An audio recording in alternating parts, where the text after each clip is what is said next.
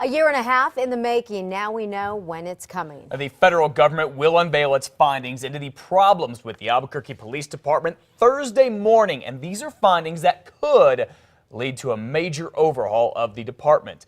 The Department of Justice announced an investigation into APD a year and a half ago, and we haven't heard much of anything from the feds since then.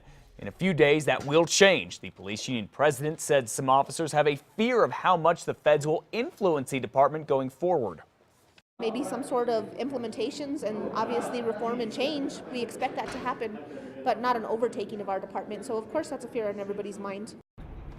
Thursday's findings will be the end of a long investigation, but just the beginning of getting the fixes in place. The Department of Justice will talk about what it found and recommend changes. Then it'll work out an agreement with the city to make those changes, and the DOJ will likely put a monitor in place to make sure they happen. Well, Albuquerque City Council is being tight-lipped this morning about any changes it could make to the Police Oversight Commission. This after clearing its schedule to let the public vent about the police department last night. And boy, did they ever, Elizabeth. Oh, yes, Matt. Hundreds of people took counselors up on that offer. Public comment lasted for more than 5 hours. I tip my hat off to you good officers.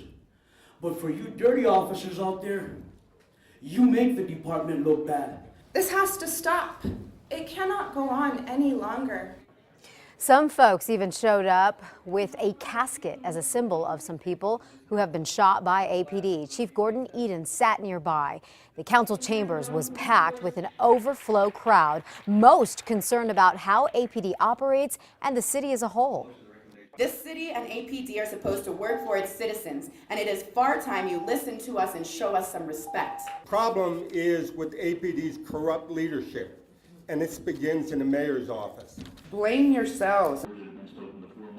In all, more than 100 people signed up to talk. There were a few supporters of the police department there, but they were clearly outnumbered by a vocal opposition.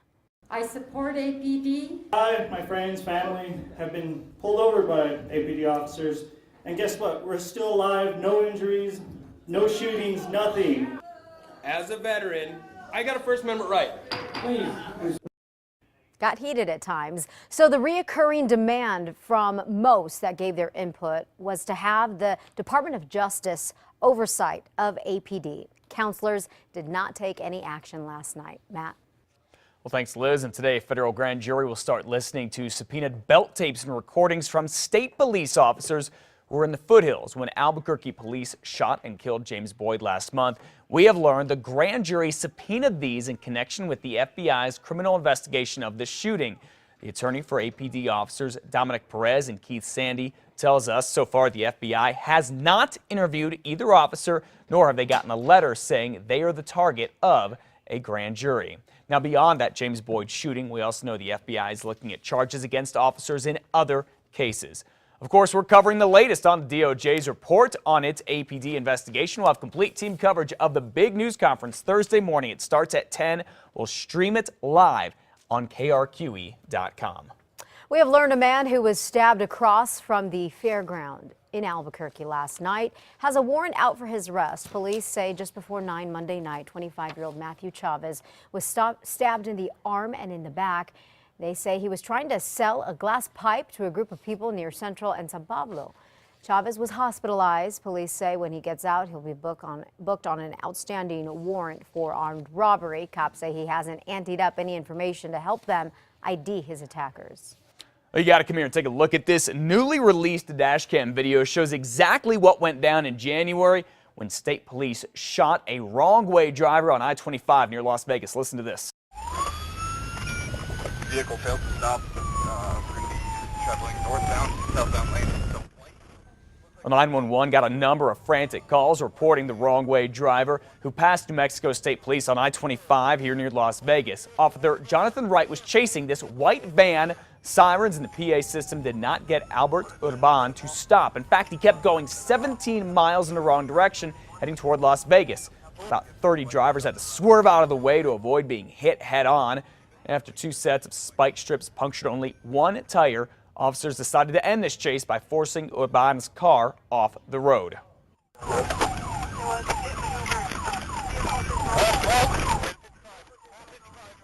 It Okay, so right here, when the van crashes, Officer Wright gets out, but Urban rams his police car. Officer Wright fires off what sounds like 5 shots, hurting Urban.